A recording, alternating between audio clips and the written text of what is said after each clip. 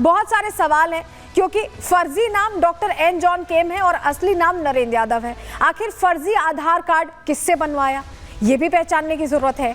क्या डॉक्टर नरेंद्र यादव किसी बड़े नेक्सस का हिस्सा है? क्या इसी तरह से फर्जी डॉक्टर अलग अलग जगहों पर डिप्यूट किए जा रहे हैं? ये बहुत बड़ा प्रश्न है। कैसे फर्जी डिग्री मिल रही, बहुत सारे सवाल हैं। किसकी मंजूरी से अस्पताल में प्रैक्टिस कर रहा था? क्या वेरीफाई की गई थी इसकी डिग्रीज? क्या अस्पताल प्रशासन से फर्जी डॉक्टर की मिली भगत है? क्या जानता था अस्पताल प्रशासन फिर भी इसे अलाउ किया काम करने को? कैसे फर्जी दस्तावेज के आधार पर अस्पताल में एंट्री मिल गई? क्या किसी ने वेरीफाई नहीं किया, चेक नहीं किया कि डिग्री प्रॉपर है कि नहीं?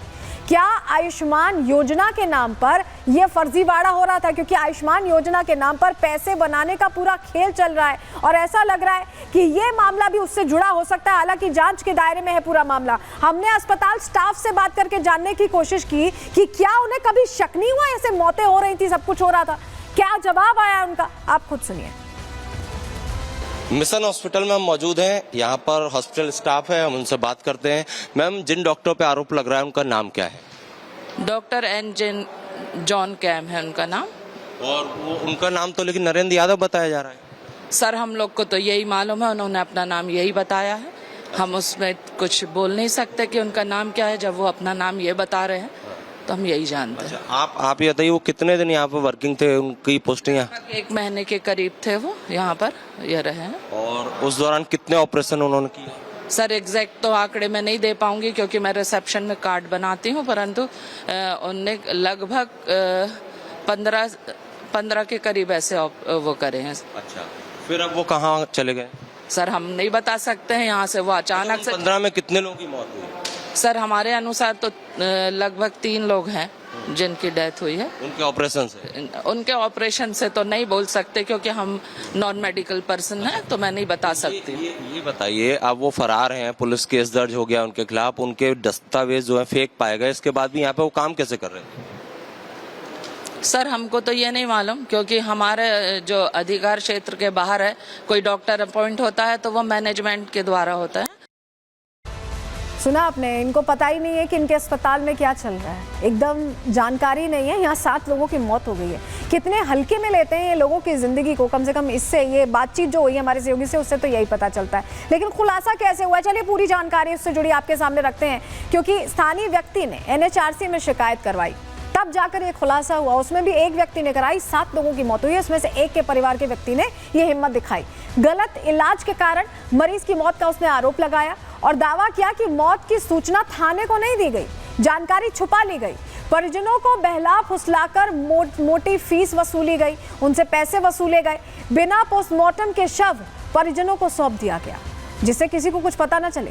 मामले के तूल पकड़ने के बाद FIR दर्ज कराई गई। बहुत जब दबाव बना तब इस पूरे मामले में FIR दर्ज हुई है। ये और हैरान करती है बात। जरा तस्वीर आपको दिखाते हैं क्योंकि FIR ही नहीं दर्ज हो रही थी। CMHO को भी होश नहीं था, ऐसा लग रहा है। उनको तो जानकारी नहीं थी पहले कि इस तरह से एक डॉक्टर ऑपरेट कर रहा है। और जब उनसे सवाल पूछा गया तो कैसे आधी रात को उठ के गए FIR दर्ज कराने। सुनिए, आप सुनिए। क्या कारण है सर? पैर पे चढ़ाओगे साहब, इतनी रात में आप आए?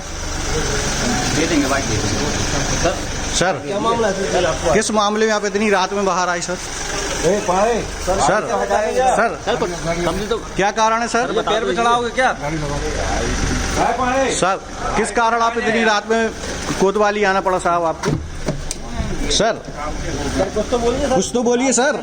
सर बोलिए तो। आप जिम्मेदारियों से भाग रहे हो। आप भाग रहे हो सर? क्या बात है सर? जिम्मेदारियों से भाग रहे हो आप? हाँ, अजय लाल से आपकी मुलाकात हुई है क्या साहब? पैसे लिए क्या अजय लाल से? देखिए, अजय लाल का जो नाम आ रहा है वो हॉस्पिटल मालिक है, उससे पैसे लिए हैं क्या, ये प्रश्न भी पूछा जा रहा है। क्योंकि CMHO रात में गए, मामला पहले सामने आ चुका था। और FIR कॉपी भी आप देख लीजिए। ये FIR कॉपी इसलिए जरूरी हो जाती है क्योंकि फर्जी डॉक्टर के खिलाफ FIR अब दर्ज किया गया है। और इसको लेकर प्रश्न ये उठ रहा है कि सिर्फ गलत पहचान या डॉक्टर फर्जी है इसी लिहाज से क्यों FIR दर्ज किया गया, हत्या के मामले में क्यों नहीं दर्ज किया गया है? ये बहुत बड़ा प्रश्न है। और जिसने इस पूरे मामले को प्रकाश में लाए, जिसने इस पूरे मामले में कार्रवाई का कहीं ना कहीं पहल उनकी तरफ से की गई है, वो क्या कह रहे हैं, दीपक जी को सुनिए।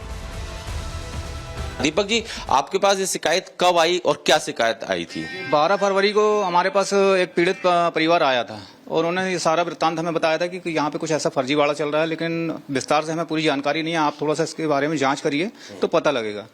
12 फरवरी के बाद हम जब इस मामले में अंदर घुसते हैं तो ध्यान में आता है कि यहाँ तो बहुत बड़ा एक फर्जी खेल चल रहा है, आयुष्मान कार्ड को लेके भी, और इस प्रकार की फेक जो डॉक्टर के द्वारा सर्जरी की गई और लोगों की हत्या की गई, ये बहुत बड़ा एक मामला दिखा हमें। तो उसके बाद फिर हमने इसका पूरा डॉक्यूमेंटेशन तैयार किया, और पूरे डॉक्यूमेंटेशन तैयार करने के बाद हमने कलेक्टर महोदय को एक आवेदन दिया, जिसपे कलेक्टर महोदय दमोह ने एक जांच टीम गठित की CMHO को लेके। और लगातार हम 1.25 माह तक उसका वेट करते रहे कि आज प्रतिवेदन आ रहा, कुछ कार्रवाई होगी, लेकिन लगातार हमें निराशा मिल रही थी और कोई प्रतिवेदन वहां से आने तैयार नहीं था। फिर बाद में पता चला कि गुपचुप तरीके से जांच प्रतिवेदन कलेक्टर को सौंप दिया गया है। और इसमें हैरान करने वाला खुलासा यह है कि ये सिर्फ दमोह में काम नहीं करता था, ये और जगहों पर भी काम कर चुका है। छत्तीसगढ़, तेलंगाना जांच में फर्जी डॉक्टर से जुड़ा बड़ा खुलासा ये सामने आया है। हैदराबाद में एक केस दर्ज होने का दावा किया जा रहा है, तेलंगाना में केस दर्ज है। छत्तीसगढ़ के अस्पताल में भी ऑपरेशन इसने किए थे। अब वहां कितने लोगों की जान गई ये नहीं पता। इन ऑपरेशंस में भी कई मरीजों की मौत हुई थी, लेकिन ये पकड़ा नहीं गया। डॉक्टर के पास कार्डियोलॉजी की मान्यता नहीं, कार्डियोलॉजिस्ट के तौर पर मान्यता नहीं है। मध्य प्रदेश मेडिकल बोर्ड में भी ये डॉक्टर रजिस्टर्ड नहीं है, जबकि जब जहां आप प्रैक्टिस कर रहे होते हैं वहां रजिस्टर्ड होना चाहिए, और ये रजिस्टर्ड नहीं है। उसके बावजूद ये प्रैक्टिस कर रहा था। इसने हैदराबाद में जाने ली, इसने छत्तीसगढ़ में जाने ली, और अब ये मध्य प्रदेश में जाने ले चुका है। और इसके लिए लगातार अब ये कहा जा रहा है कि इसे पकड़ा जाए, इसे जल्द से जल्द पकड़ा जाए। इसको लेकर कई प्रश्न हैं। जो पीड़ित परिवार है वो क्या खुलासा कर रहा है, उनको भी सुनिए। हम देखने गए, उसके बाद थोड़ा देखा और दूर कर दिया। फिर उसके बाद उनको फिर भी दबाने लगे, हम और शीशे में से देख रहे हैं वो दबा रहा है। 4-5 लोग दबाने लगे और खूब बिल्कुल जम से। उसके बाद में फिर उनने वेंटिलेटर पे लगा दिया। फिर उसके बाद सब लोग वहाँ से एक एक करके और जो है अलग हो गए। अच्छा। और उनको दूसरी जगह शिफ्ट कर दिया। फिर वहाँ से हमने बोला कि भाई क्यों यार परेशान कर रहे हो, और हमको क्या मालूम कि ऐसा क्या है। और सभी तो कह रहे वहाँ के जो स्टाफ वाले लोग रहते हैं, जो जान पहचान के नहीं, वो बता ही देते हैं वो तो कि भाई हम इसमें क्या जाने, आप डॉक्टर से पूछिए, डॉक्टर ही छुट्टी करेंगे। तो डॉक्टर क्या करेंगे, डॉक्टर तो पहले ही से भाग गए। कौन डॉक्टर थे? कोई नरेंद्र यादव। वो क्यों भाग गए? वो पता नहीं क्यों भागे, वो गाड़ी उठाई और चले गए। जो उनके जो 7 आदमी थे वो भी धीरे धीरे निकलने लगे। फिर डॉक्टर को फोन लगाया, बोला कि हाँ ठीक है छुट्टी कर दो। अच्छा। तो डॉक्टर को तो पहले पता था कि 11:30 बजे वो खत्म हो गए। तो डॉक्टर ने फिर क्यों दोबारा काम किया, इस वजह से हमको थोड़ा सा डाउट हुआ। तो जिस डॉक्टर को भगवान का दर्जा दिया जाता है, वही डॉक्टर जिस पर आप आंखें मूंद कर भरोसा कर लेते हैं, वेरीफाई जरूर करिए, बहुत जरूरी है। क्योंकि इस तरह के फर्जी डॉक्टर मौत के सौदागर बने घूम रहे हैं। रिपोर्ट देखिए।